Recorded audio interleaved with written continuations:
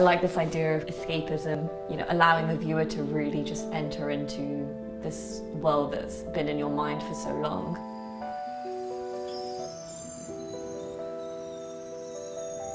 This piece is called Train Journey.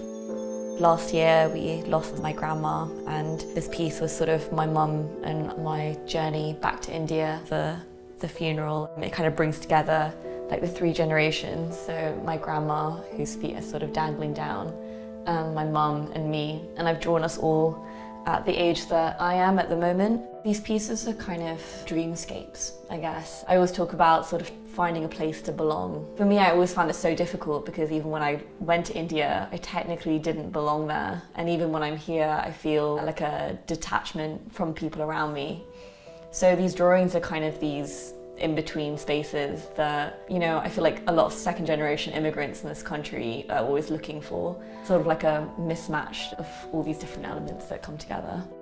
This piece behind me was inspired by our annual Eid picnics. We all, have 10 different mats for the floor and, share out all the food, and all the kids are playing cricket. I sort of build up from that kind of moment of a story and think about a setting and props and lighting. So I kind of build it up as you would a sort of stage or a film.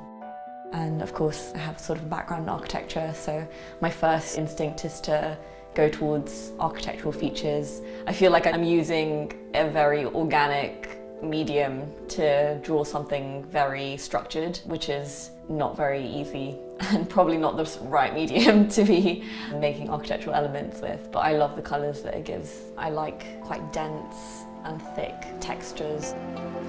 I always want to make my drawings into like a safe space, especially for the women in my family, a space that we all feel appreciated and valued. As a woman in the South Asian community, I see that there are problems and there are downfalls outside and inside. The current piece I'm working on is about sort of marriage and questioning what that means to me. I'm approaching 26, and in my community it's already too late. The sort of two sides of me in that piece. One that's, wanting to get married and have a family and wear all the traditional clothing and all the jewellery and enjoying it. And the other side that is finding the entire idea and institution just insane. Kind of fighting constantly between those two sides, but never making that decision.